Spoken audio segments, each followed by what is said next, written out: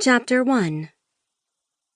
Forewarned is forearmed, they say, and in justice to, well, everyone. I guess I must admit that I was forewarned. It's just that when people told me that real estate is a cutthroat business, I didn't think they meant it literally. My name is Savannah Martin, and I sell houses. Or I should say that I try, because I'm brand new at my job. And truth be told, haven't sold so much as a lean-to yet. I should have realized when the call came in about 101 Potsdam Street that it was too good to be true.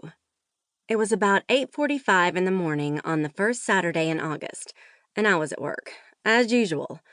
For the past 6 weeks, I'd been on call pretty much 24/7.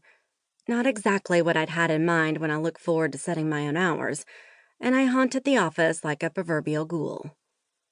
I guess I should also mention that I didn't actually have anything else to do.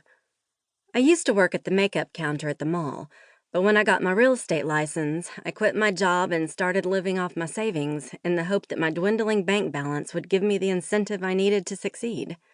So far, it hadn't worked, and if something didn't change soon, I'd have to crawl to Dillard's to beg for my old job back, if it was still available, with the way the economy was going these days. But that was why, when the phone rang, I snatched it up on the very first ring, and had to take a couple of steadying breaths before I put the receiver to my ear. Good morning. Thank you for calling Walker Lamont Realty. Savannah Martin speaking. How may I help you? Savannah Martin?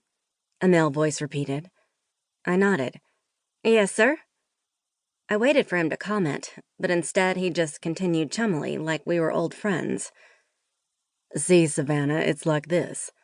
I was supposed to be meeting Miss Puckett at 8 to see 101 Potsdam Street. But I've sat here for 45 minutes, and I ain't seen hide nor hair of her. I haven't seen her this morning either, I answered, my heart starting to beat faster. Someone was interested in buying 101 Potsdam? And my colleague and competitor Brenda Puckett had dropped the ball? Though it isn't like her to be late. Much more like her to be early so she could feel superior when you merely showed up on time. Are you able to wait while I try to call her? My caller said he was, and I put him on hold before dialing Brenda's cell phone, and when there was no answer, her home number. There was no answer there either. I got back on the line. Sir, I'm sorry, I can't get in touch with her. But my tongue tripped over itself in its eagerness to offer help. The caller didn't say anything, but I could sense amusement through the line. I gritted my teeth and tried again. If you'd still like to see the house, I'd be happy to come out and open the door for you. I held my breath. The Italian at Victorian and surrounding 2 acres were listed for almost $250,000 US, a fairly high price for Nashville, Tennessee. The commission would pay my rent and keep me in gasoline and ramen noodles for the rest of the year at least. You sure you can spare the time, darling? The voice was a baritone, husky and low, with a hint of velvety roughness that made him sound like he'd just rolled out of bed. I assured him with all the sincerity I could muster that there was nothing I'd rather do than be of service to him. He chuckled but didn't comment. Even so, the ripeness of the chuckle brought a blush to my cheeks.